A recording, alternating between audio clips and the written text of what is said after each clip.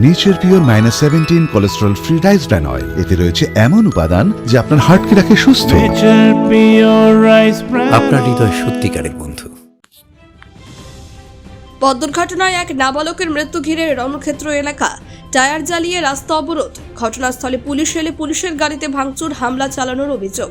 Malda English বাজার থানার কোতোয়ালির আরাপুর এলাকার ঘটনা। পরিস্থিতি নিয়ন্ত্রণে আনতে পুলিশকে লাঠিচার্জ এবং কাঁদানে গ্যাসের সেল ফাটাতে হয়। এই ঘটনার পর আজ সকাল থেকে এলাকায় এখনও থমথমে রয়েছে। পথ দুর্ঘটনায় মৃত নাবালকের দেহ ময়নাতদন্ত করার পর আজ দেহ পৌঁছাবে বাড়িতে। জানা যায়, গত বুধবার একটি মারুতি গাড়ি নিয়ন্ত্রণ হারিয়ে আরাপুর এলাকায় একটি গৃহস্থ বাড়িতে ঢুকে যায়। সেখানে দীপ পোদ্দার নামে 6 বছরের এক শিশু আহত হয়।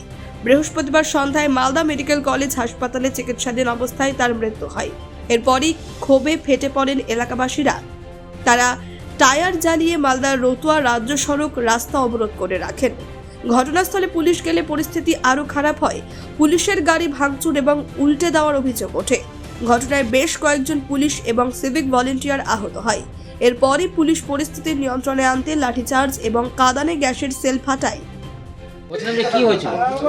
দাদা বৌদি ঘরে ছিল বাচ্চা নিয়ে, গাড়িটা এমনভাবে রং সাইড দিয়ে এসে মেরেছে, তিনটাই গাড়ির তলে। কোনো রকম বাচ্চাকে, দাদাকে, বৌদিকে বের করে হসপিটাল পুলিশ এসেছে। পুলিশ কোনো কেস করেনি, ঠিক আছে। এবার পুলিশ কোনো এগ্রিমেন্ট নেয়নি, আর উল্টা আমাদের বলছে লাঠিচার্জ আমাদের উপরে করেছে। বাচ্চাটা তো নাই, মারা গেছে, আর একটা পেশেন্ট এখন খুব সিরিয়াস আছে। পুলিশ লাঠিচার্জ কেন করলো? লাঠিচার্জ করেছে, বাচ্চাটা শুনেছে মারা গেছে, তারপরে একটু পাবলিক দাঁড়িয়েছিল, ওরা এসে লাঠিচার্জ করেছে। অবরোধ হয়েছিল? হ্যাঁ। কি হয়েছে, পুলিশ কি করলো তারপরে লাঠিচার্জ করতে লাগলো, বোম এইগুলো ফেলতে লাগলো, দিয়ে পাবলিককে ফাঁকা করে দিল। দিয়ে এখনও পুলিশ এখানেই আছে।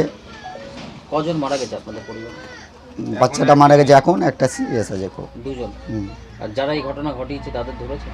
না, তাদের ধরে পুলিশ কিছু করছে না। এখানে ছেলে, আমি ছেলেকে ধরে জামা খুলছিলাম, ও ওইখানে ছিল। আমরা লেস খেলে খাবার খেয়ে এসেছি, আমি জামা প্যান্টটা ওইভাবে এখনও পরে আছি। আর গাড়ি ওরা মনে হয় যে ওরা একবারে অস্ত্র করেই অ্যাক্টিভ করে আমাদের উপরে গাড়িকে ঢুকেছে আমার বাড়িতে, আমার প্ল্যান করে। আমার ছেলে নাই, আজকে আমার বউ মৃত্যু নিয়ে লড়াই করছে। আমি কত কিছু সব গয়না গাটি টাকা পয়সা মেয়েদের জন্য জোগাড় করেছি খুব কষ্ট করে, সব আমার শেষ হয়ে গেল। আপনারা একটু দেখেন, গাড়ি চালকদের জন্য কেউ ধরা হয়নি, সব আলোচক আছে, পুলিশ কোনো ব্যবস্থা নেয়নি। আমি ওদের ফাঁসি চাই, আপনি যা পালে কারণ ফাঁসিকে জিজ্ঞাসা করতে পারে। দাদা, পুলিশ লাঠিচার্জ কেন করলো? আমি হসপিটালে ছিলাম, পুলিশ লাঠিচার্জ হতে পাবলিক এরকমই করছে। পাবলিক তো একটু হবে, ওদের প্ল্যানিং আছে নিশ্চয়, পুলিশ লাঠিচার্জ কেন করবে? আমি ওদের করারন্দ শাস্তি চাই যারা গাড়ি চলতে ছিল, গাড়ি চালকদের। পুলিশ এখন পর্যন্ত ওদের কোনো স্টেপ লাইনে এখন পর্যন্ত কোনো।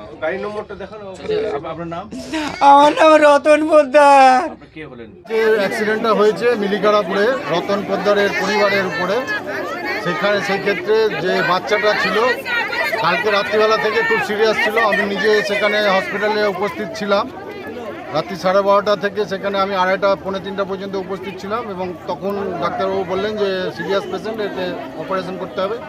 এবং সকালবেলা রক্ত জোগাড় করে অপারেশনও হয়েছে, আইসিইউতে দেওয়া হয়েছিল। এবং আইসিইউতে দেওয়ার ঘন্টা, খুব সম্ভবত ঘন্টা 2-2.5 পরে আমি যেটুকু জানতে পারলাম 4টা সাড়ে 4টার দিকে হয়তো মারা গিয়েছে।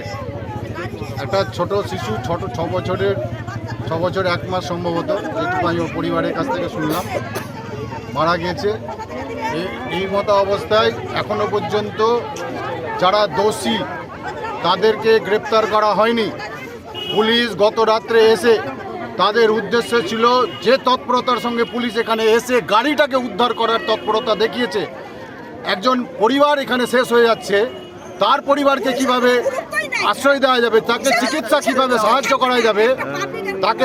করা যাবে সেই দিকে তার দৃষ্টিপাত না করে যেভাবে গাড়িটাকে উদ্ধার করেছে ভোর 4:30টার সময় রাতের অন্ধকারে চোরের মতো একজন পুলিশ অফিসারের যদি এই দায়িত্ব, এই ভূমিকা থাকে, তাহলে বুঝতে হবে যে কোথায় আমাদের পশ্চিমবাংলায় আইন ব্যবস্থা কোথায় গিয়ে দাঁড়িয়েছে।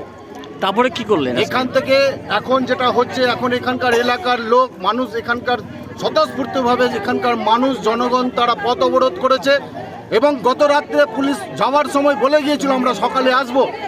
সকালে গাড়ি নিয়ে যাওয়ার পর থেকে আর আসেনি, পুলিশ এখানে দেখা করতে আসেনি। আজকে এই রকম একটা যদি প্রশাসন তার যদি সদর্থক ভূমিকা না থাকে, যা হবার তাই হচ্ছে। আজকে জনগণের মধ্যে ক্ষোভ পুঞ্জীভূত হচ্ছে। এই ক্ষোভ কোন দিকে যাবে তার দায় এবং দায়িত্ব প্রশাসনকে নিতে হবে এবং প্রশাসনই বুঝবে যে এটার কিভাবে এখান থেকে পরিত্রাণ পাওয়া যায়।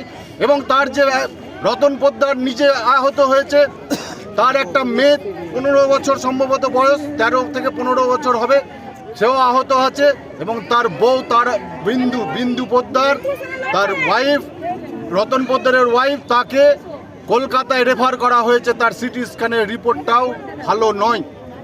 ফলে এখন যে পরিবারটা এই অবস্থার মধ্যে পড়লো, এইখান থেকে পরিত্রাণের উপায় কি?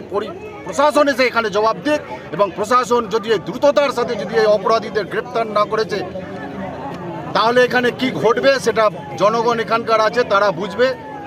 তাদের হাতে এখানে এখন আছে, তারা বুঝবে। প্রশাসনকে দায়িত্ব।